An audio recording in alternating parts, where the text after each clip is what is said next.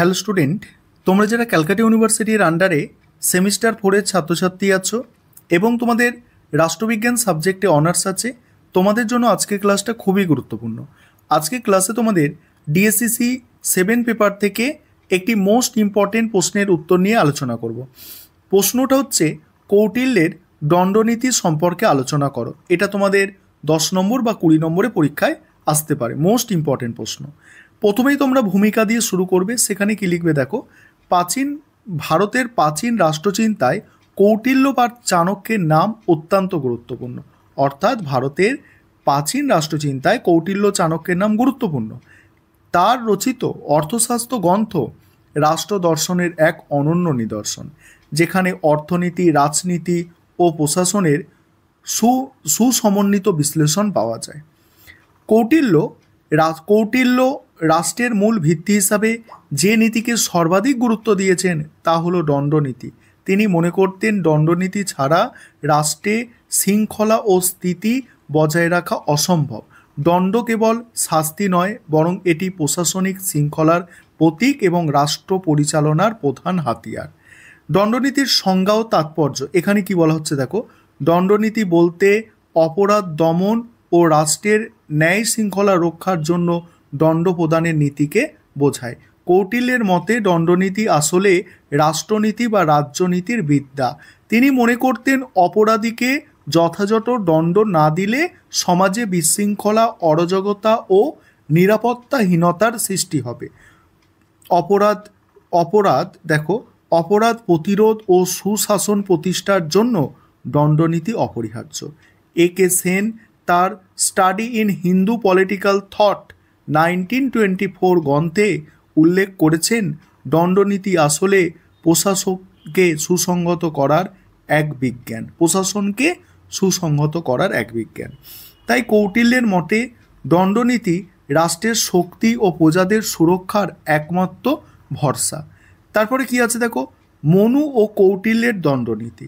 দণ্ডনীতির ধারণা কেবল কৌটিল্যের মধ্যেই সীমাবদ্ধ ছিল না, পূর্ববর্তী শাস্ত্রেও এর উল্লেখ আছে। মনু তার মনুসংহিতায় বলেছেন, দণ্ড শাস্তি প্রজা সর্বা দণ্ড এভাবির রক্ষিত দণ্ড সুপ্তেষু জাগরিত দণ্ডং ধর্ম বিধুর্ভিদা।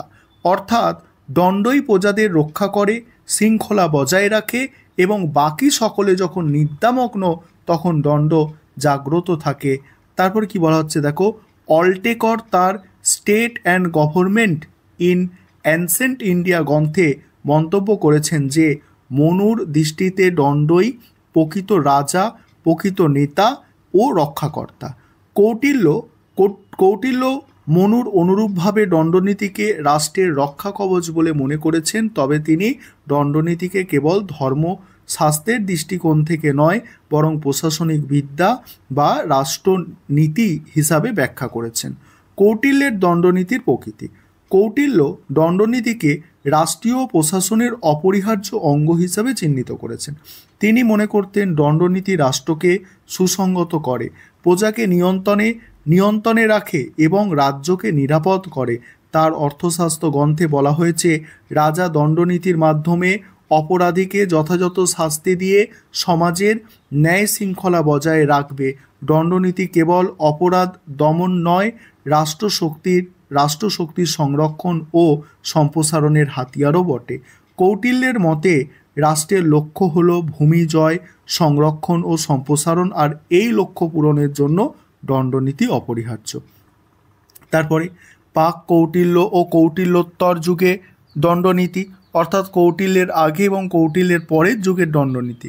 সেখানে কি বলা হচ্ছে, কৌটিল্যর পূর্বে মহর্ষি মনু বিদ্যা বা বিজ্ঞানের মধ্যে ত্রিবেদ, অর্থবিদ্যা এবং দণ্ডনীতি উল্লেখ করেছেন, তবে তিনি অর্থনীতি ও দণ্ডনীতিকে পৃথক করে দেখান।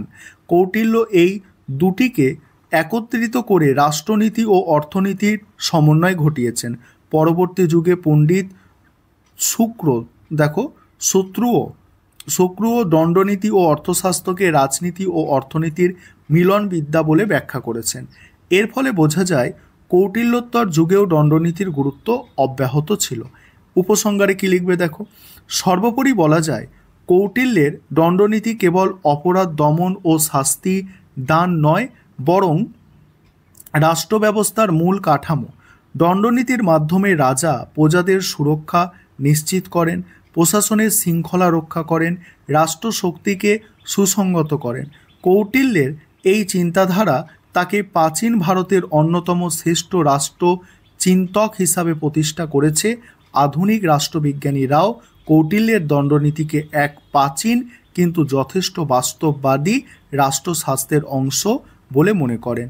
ফলে নিঃসন্দেহে বলা যায় দণ্ডনীতি কৌটিল্যের রাজনৈতিক দর্শনের কেন্দ্রীয় ও চিরকালীন প্রাসঙ্গিক বিষয়। এই ছিল তোমাদের একটি মোস্ট